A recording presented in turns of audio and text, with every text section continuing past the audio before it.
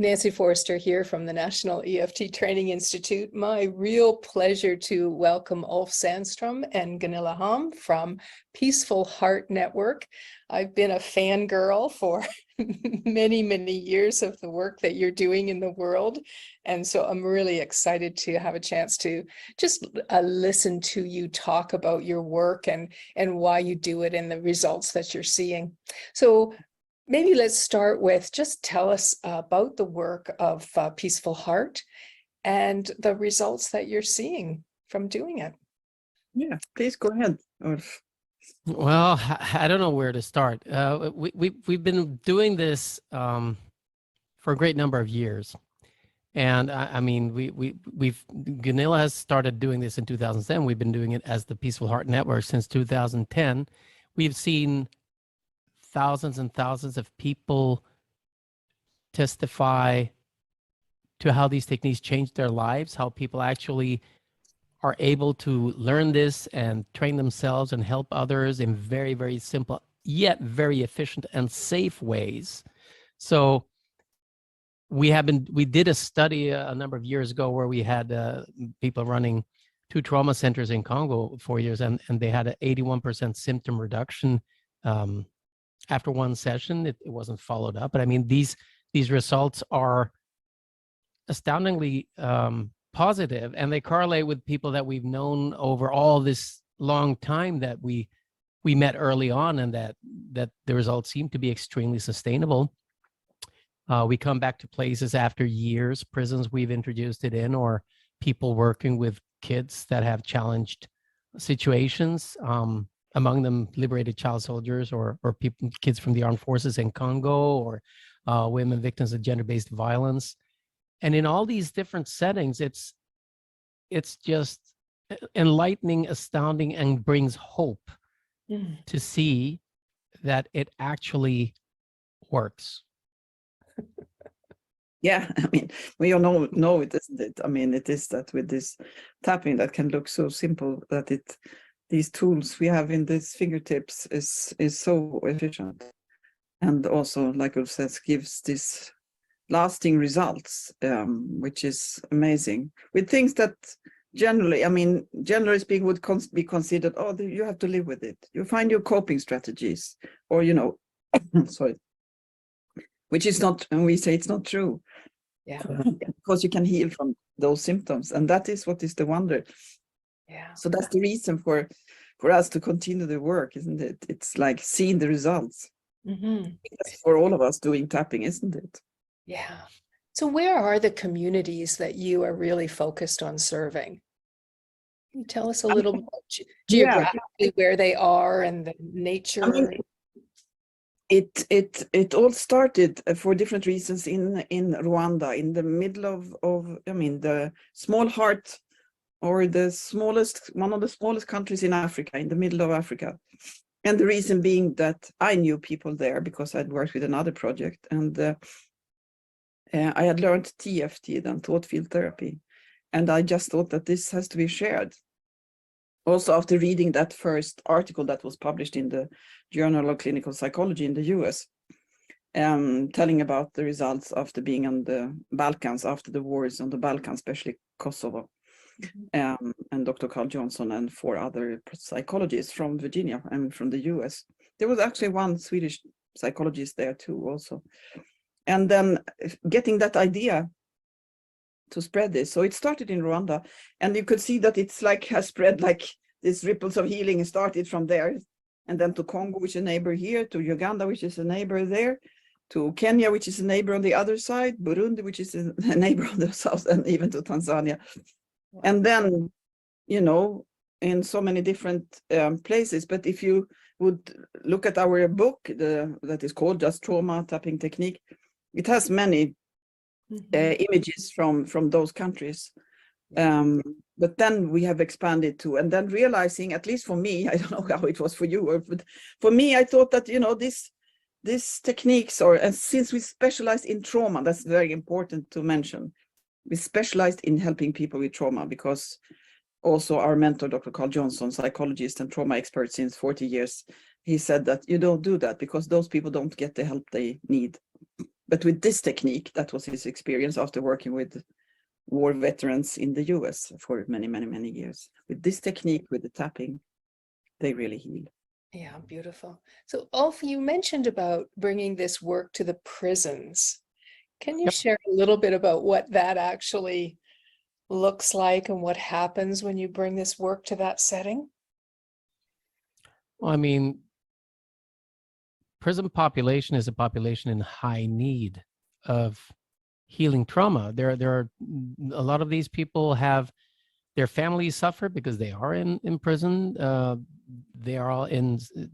They need to be able to face how to handle their situation in there and not be reactive. How to handle when they go out or when they talk to family or when they are released. So there's loads of things to be done. Our motto is that we do this to prevent, to ease suffering and prevent violence, and both of those things are predominant for many in that situation. And what we find is that it changes the dynamics. We've been working with a lot of prisons in Rwanda, and we're working with Kerry Rhodes in Chesterfield County Jail in Richmond, Virginia. And the parallels of what happens are astounding. In Rwanda, in one prison, we trained 100 people to go to train the trainers so they would learn the technique and how to administer it to somebody else. And they were given the mission of treating 10 people, or teaching, because treating and teaching is the same here, because it's a first aid technique. So they taught and treated 10 people each, which means 1,000 people were reached in a very short time. And if you look at the TikToks from Chesterfield County Jail, they're amazing. They reached millions of people, 1 million people with one TikTok video where they are actually explaining what they're doing and showing the technique at the same time. Yeah, beautiful, beautiful. Thank you. And I know, Gunilla, that working in community is a really, really high value. What does that actually look like when you move into a community and offer this technique to them? Yeah, and that's a very good question, because this is where the crucial point is actually. It is how you move into a community. And when we do mentoring, or when other people say, oh, we'd like to, do it here or there, then the first thing we would ask is, who do you know in that community? Who can be your bridge to reach people? It has to be somebody who all people already trust. Because otherwise, I mean, like us, we never came to a place without knowing somebody, or without invitation, I would say. Mm-hmm. So it has, since the word spread, or somebody in one training says that, oh, I wish you could, this technique could reach the school where my kids are, because it's really challenged. Or, you meet in another, you have done this in the prison. Oh, perhaps you could bring it to the prison there and there, because they hear about the results. Mm-hmm. So how to move into community, for me or for us, it is really this: you do it through connection, and then letting so much, just like we mentioned before, of training trainers, so that you easily go out and then it continues. So we have, for example, Pastor John, South Sudanese refugee in Uganda. So he came to a training we had in the north of Uganda, and that was arranged by a friend of a friend, who said that, oh, could you please train these community leaders who are all refugees here in the country?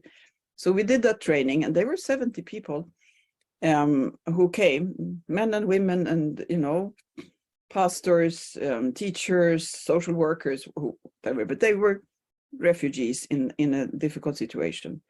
And then one of them, some of them also, I mean, many of them continued using the tapping, but one specifically, Pastor John Obonyo, he really took on this because of the change he felt himself during the training.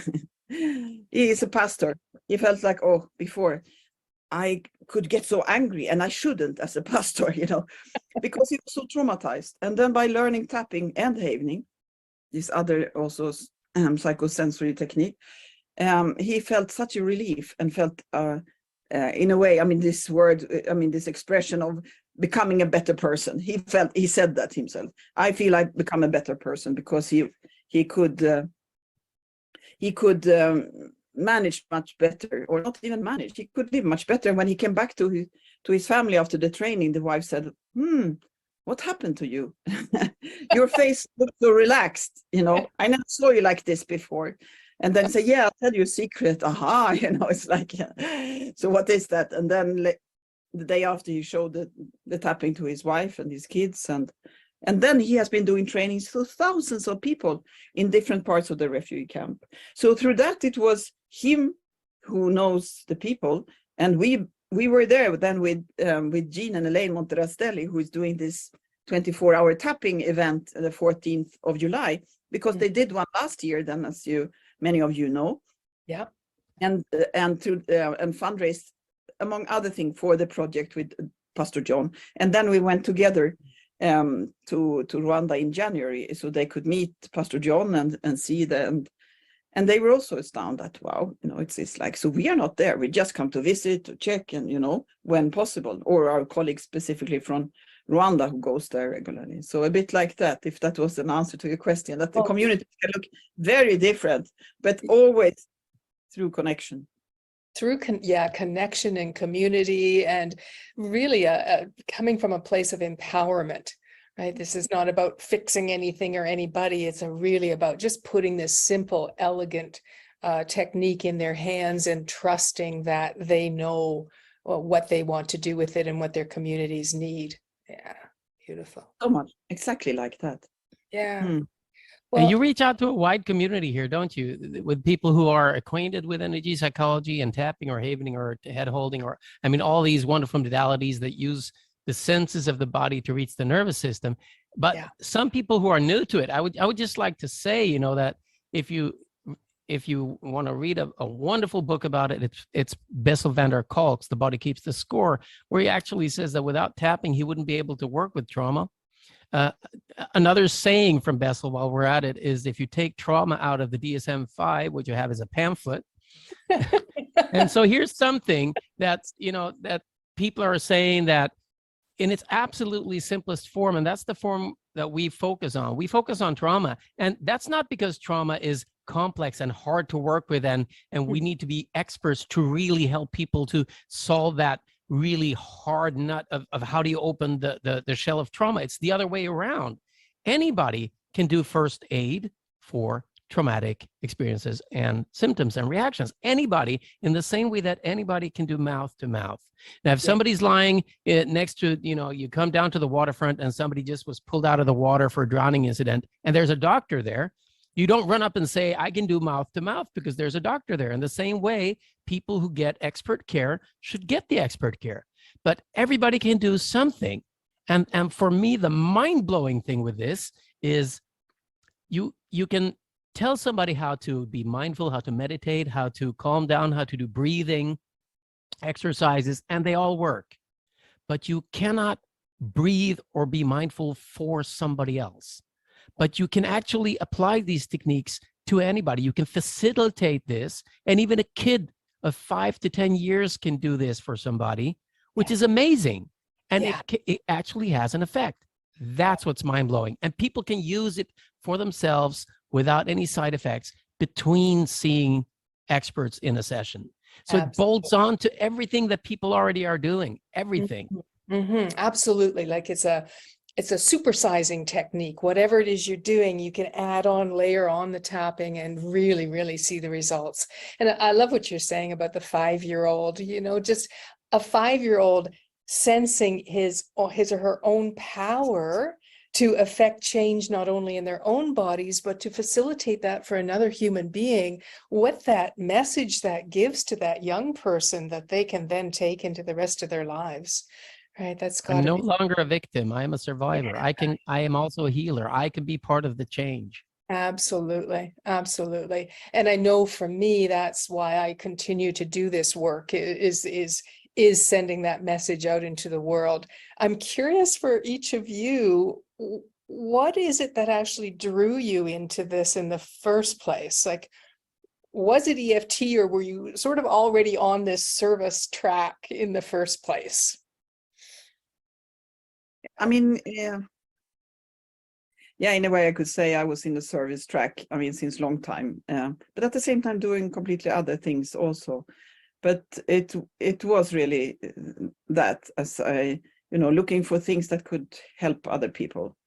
I was in certain places I could, you know, where people could tell me, you know, please come back when you have something to offer. And this I really directly, when I read that article, because the training, I'm sorry to say, the training in TFT that I had, I couldn't say that it was mind-blowing in its way. The effects, yes, but not the way of doing it. But when I read this article that these psychologists have been to the Kosovo and applying and teaching this tapping, and with very good results, so good results that people thought, oh, that cannot be true.